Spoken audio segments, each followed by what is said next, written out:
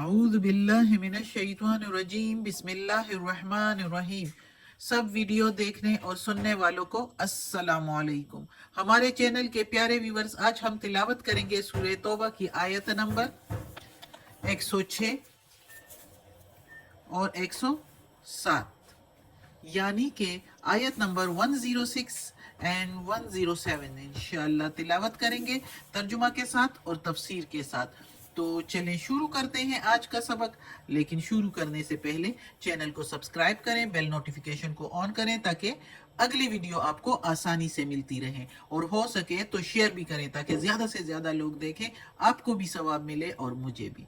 तो चलिए अब शुरू करते हैं आज का सबक, आयत नंबर 106 जो कि शुरू हो रही है यहाँ से, वो आखरून से। तो शुरू करते हैं।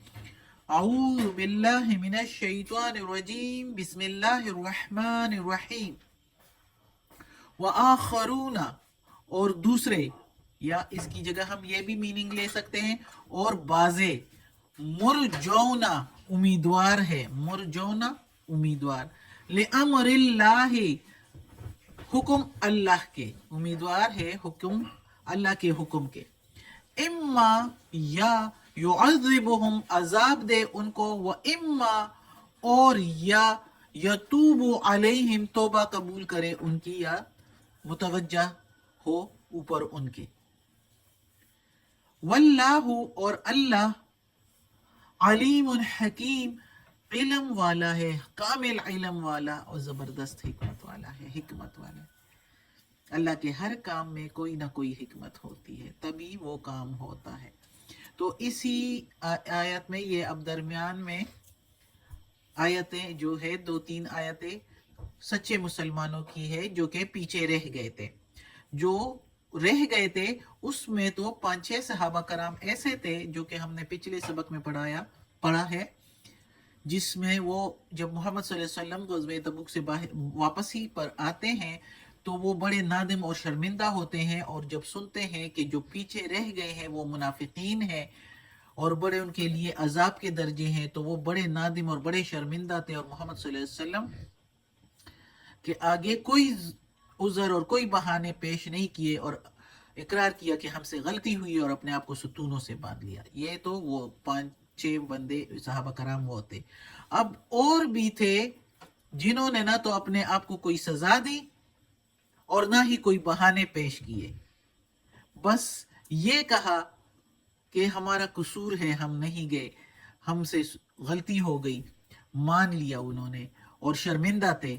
लेकिन चूंकि अपने को कोई सजा भी नहीं दी, तो उनके बारे में अल्लाह ताला कहता है, वो 3 बंदे थे, उनके बारे में इंशाअल्लाह हम इस अगली रुकू के आखिर में इनका जिक्र दोबारा आएगा, तो उसमें इनका किस्सा बयान करेंगे कि ये 3 बंदे कौन कौन थे और इनके साथ फिर क्या हुआ। तो अल्लाह ताला कहता है कि इनका किस्सा, इनका जो मामला है वो अभी पेंडिंग रहे, डिले रहे, और इन अल्लाह चाहेगा, अल्लाह के हुक्म का ये इंतजार करे। अल्लाह चाहेगा तो इनको अजाब देगा, और अगर अल्लाह चाहेगा तो इनकी तौबा कबूल करेगा। वो अल्लाह इनके सीनों का राज जानने वाला है। तो वो जब जान लेगा कि ये क्या ख्यालात रखते हैं, वो तो अल्लाह को पता भी था कि क्या ख्यालात रखते हैं, लेकिन फिर भी इन्होंने ग़ज़वे तबूक में नहीं गए, तो उसके लिए अल्लाह ताला कहता है कि अल्लाह कामिल इल्म वाला और हिकमत वाला है, तो इसमें भी कोई हिकमत है। और उन तीनों से अल्लाह ताला ने मोहम्मद सल्लल्लाहु अलैहि वसल्लम से फरमाया कि उनसे बातचीत करना छोड़ दें, और सारे मुसलमान भी, कोई भी उनके सलाम का जवाब भी नहीं देता था। ये 3 बंदे, ये इनका किस्सा इंशाअल्लाह अगली आयतों में आएगा, इंशाअल्लाह अगली रुकू के आयतों में, फिर इंशाअल्लाह उधर हम तफसील से बयान करेंगे। चूंकि इधर ज्यादातर किस्सा इन आयात में मुनाफिकीन का चलता आ रहा है, तो इसलिए हम वही ज्यादा एक्सप्लेन से बयान करेंगे। और इस आयत के चूंकि बार दोबारा भी आएगा इन 3 सहाबा कराम के बारे में, तो ये फिर हम पढ़ेंगे कि ये उम्मीदवार है अल्लाह के हुक्म के, उम्मीद रखेंगे अभी, और अल्लाह फिर चाहेगा तो इनको सजा भी दे सकता है, अल्लाह चाहेगा तो इनकी तौबा भी कबूल कर सकता है। ये अल्लाह पर इन्हिसार रखता है, अल्लाह की मर्जी کہ وہ کیا کرے گا. اللہ حکمت والا ہے.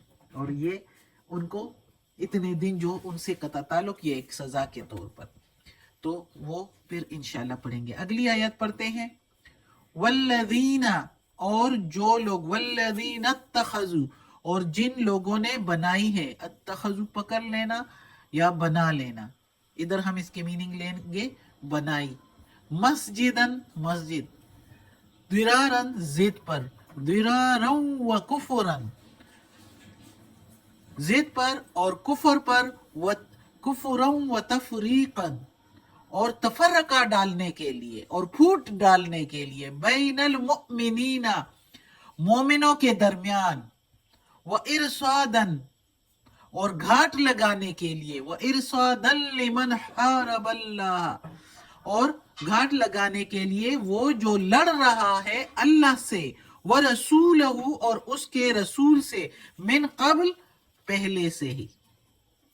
اب اس آیت میں انشاءاللہ جب تفسیر کریں گے تو پھر پتہ چلے گا. وَلَيَحْلِفُنَّ اور البتہ قسمیں کھائیں گے، یا اور ضرور ہی. یہ لا کے میننگ جو ہے نا، اس کے میننگ ہم البتہ بھی لے سکتے ہیں، اس کے میننگ ہم ضرور ہی ضرور بھی لے سکتے ہیں، اس کے میننگ ہم تاکہ بھی لے سکتے ہیں. لیکن جملہ کے مطابقت سے ہم اس کے میننگ لیں گے کہ یہ آیت میں آگے کیا آ رہا ہے. تو ادھر زیادہ جو فٹ ہو رہا ہے، اس کی میننگ فٹ ہو رہی ہے، وہ ہے ضرور ہی ضرور. اور ضرور ہی ضرور قسمیں کھائیں گے. ان اردنا الا الحسنى، یہ کہ ارادہ ہے ہمارا بھلائی کا. ان کا میننگ یہ کہ اردنا ارادہ ہمارا، الا مگر، حسنہ بھلائی کا. اور ضرور ہی ضرور قسمیں کھائیں گے، یہ کہ ارادہ ہے ہمارا بھلائی کا. واللہ اور اللہ، یشہد گواہ ہے، انہم بے شک وہ، لکاذبون جھوٹے ہیں. اب جب اللہ نے کہا کہ بے شک وہ جھوٹے ہیں، میں گواہ ہوں، پھر اس کے بعد کیا رہ جاتا ہے؟ وہ قسمیں کھا رہے ہیں، جھوٹی قسمیں. چونکہ منافق ہیں تو منافقوں کے لیے کیا، وہ تو دنیا کی زندگی چاہتے ہیں اور کہتے ہیں یہی کچھ ہے سارا. اور منافقین خود تو منافق ہوتے ہیں، دوسروں کو بھی ساتھ گھسیٹ کے دوزخ کی طرف لے جانے کی کوشش کرتے ہیں. شیطان جو ہوتا ہے پاس، شیطان کی تو یہی کوشش ہے، وہ تو انسان کا دشمن ہے. تو اسی آیت میں بھی پورا کانسیپٹ ہے ایک. اور یہ جو مسجد ضرار تیار کی جا رہی تھی مسجد کے نام پر، جو ایک مکان، مسجد ہم اس کو نہیں کہیں گے، ایک مکان تعمیر کرائی اور کہا کہ ہم یہ مسجد بنائی ہے. محمد صلی اللہ علیہ وآلہ وسلم جب غزوہ تبوک پر جا رہے تھے اور سوار ہو ہی رہے تھے اور تیاری مکمل ہو گئی اور جانے ہی لگے، تو یہ لوگ محمد، جو منافقین پیچھے رہ گئے تھے، جو جانے کے لیے گئے بھی نہیں، عذر اور بہانے پیش کیے، تو محمد صلی اللہ علیہ وآلہ وسلم کے پاس آئے اور کہا کہ ہم نے مسجد تیار کی ہے یا رسول اللہ، اس میں آ کے 2 رکعت نماز پڑھ لیں تاکہ ہم پھر اس میں نمازیں پڑھتے رہیں. تو محمد صلی اللہ علیہ وآلہ وسلم نے فرمایا کہ اب تو ہم غزوہ تبوک پر نکل رہے ہیں، ہم تو سوار بھی ہو گئے ہیں، ہم جا رہے ہیں، واپس ہی پر آئیں گے تو دیکھیں گے انشاءاللہ.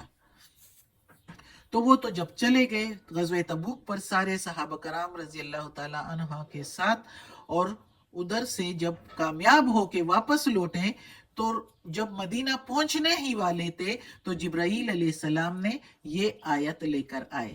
یہ آیت نازل اس وقت ہوئی. محمد صلی اللہ علیہ وآلہ وسلم پر جبرائیل علیہ السلام یہ آیت لے کر آئے، جس میں اللہ تعالیٰ نے حکم دیا کہ یہ مسجد ضرار جو ہے یہ مسجد نہیں ہے، یہ منافقین کی چال ہے. اور اس چال کے پیچھے ہے کون؟ ابو عامر حضرجی. یہ ایک راہب، اسلام ہجرت سے پہلے یہ جو تھا مدینے میں اپنے آپ کو ایک نصرانی راہب بنا کر تو ادھر رہ رہا تھا، اور حضرت قبیلے کے لوگ اس کو بڑے اس سے متاثر تھے اور اس کی بڑی عزت کیا کرتے تھے. یہ ابو عامر کی جو ایک راہب تھا، وہ لوگ اس کو راہب سمجھتے تھے. اس نے اپنے آپ کو اس وقت بھی راہب بنایا تھا، ایسے ہی نقلی. نصرانی راہب یعنی عیسائی، اور حضرت قبیلے کے لوگ اس کی بڑے اس کی جو زہد اور عبادت اور اس سے بڑے متاثر تھے، اور اس کی بڑے مانتے تھے، اور ہر بات میں جو ہے اس کی تقلید کرتے تھے، اس کی ہی مانا جاتا تھا جو کچھ بھی یہ کرتا تھا۔ تو وہ لوگ تو اس سے بڑے متاثر تھے، اور وہ بھی بڑا خوش تھا کہ ادھر میری ہی سرداری جو ہے وہ عروج پر ہے۔ جب محمد صلی اللہ علیہ وآلہ وسلم مدینہ تشریف لے آئے تو ظاہر ہے وہ تو ایک پیغمبر، ایک اللہ کا رسول، اور وہ بھی اللہ کا محبوب رسول، اس کے آگے پھر کسی کی چلتی ہے۔ جب وہ آئے مدینہ میں اور ان کا چراغ جلا تو اس کے آگے اس کے سارے چراغ بجھ گئے، اور یہ بہت غصے میں دل میں حسد لے کر بیٹھ گیا، اور بہت کوشش کی لیکن کامیاب نہ ہو سکا۔ محمد صلی اللہ علیہ وآلہ وسلم بھی اس کے پاس گئے اور اس کو کہا، فرمایا محمد صلی اللہ علیہ وآلہ وسلم نے کہ میں دین ابراہیم لے کر آیا ہوں، لیکن اس نے کیا جواب دیا؟ میں پہلے سے دین ابراہیم پر ہوں، اور آپ اس میں اس کے خلاف کافی چینجنگ لے کر آئے ہیں۔ محمد صلی اللہ علیہ وآلہ وسلم نے اس کی بڑی تردید کی کہ نہیں، میں اللہ کا رسول ہوں، کوئی اس میں نے مخالفت، کوئی غلط چیز اس میں نے نہیں شامل کی۔ محمد صلی اللہ علیہ وآلہ وسلم نے بھی زور سے یعنی کافی اس کو سمجھایا، لیکن وہ نہیں مانا، اور اس کے منہ سے نکلا کہ جو ہم میں سے جھوٹا ہوگا خدا اس کو اس کے وطن سے دور کرے اور تنہا غربت اور بے کسی کی عالم میں اس کو موت آئے۔ اور محمد صلی اللہ علیہ وآلہ وسلم نے فرمایا آمین۔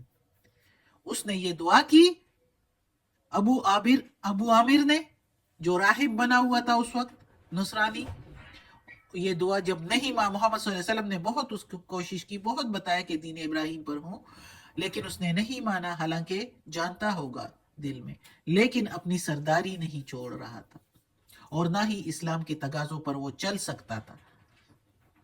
تو یہ دعا کی کہ ہم میں سے جو جھوٹا ہو اس کو اللہ بے کسی کی اور غربت میں اور سختی کی حالت کی موت دے، اور محمد صلی اللہ علیہ وآلہ وسلم نے اس پر آمین کہا۔ پھر اس نے جو ہے جب اس کے بعد جنگ بدر لڑی گئی اور مسلمان جو ہے وہ عروج پر آ گئے تو اس کو اور غصہ چڑھ گیا، اور یہ مکہ جا کے مشرکین مکہ کو جو ہے ورغلایا، اور ان کے ساتھ ان کو کہا ایک شیطان کی صورت میں، یہ ہم نے پڑھا بھی تھا کہ ابو عامر ان کے ساتھ آیا شیطان کی شکل اختیار کر کے، شیطان ابو عامر کی شکل اختیار کر کے ان کے پاس آیا تھا، اور ابو جہل تو خیر اس وقت مر گیا تھا، پھر تو ان کو ورغلایا، اور پھر احد کی لڑائی کے لیے ان کو تیار کیا، اور وہی احد کی لڑائی بھی جب ہوئی تو اس میں جو محمد صلی اللہ علیہ وآلہ وسلم کے دندان مبارک جو ہے وہ شہید ہوئے تھے، وہ بھی اسی کی کرتوتوں کی وجہ سے۔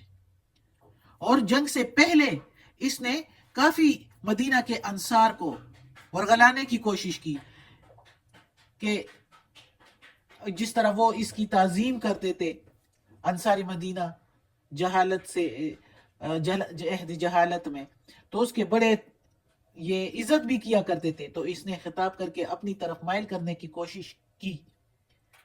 احمق تھا، یہ نہیں سمجھا کہ پیغمبر محمد صلی اللہ علیہ وآلہ وسلم کے سامنے اس کا جادو اب نہیں چلنا۔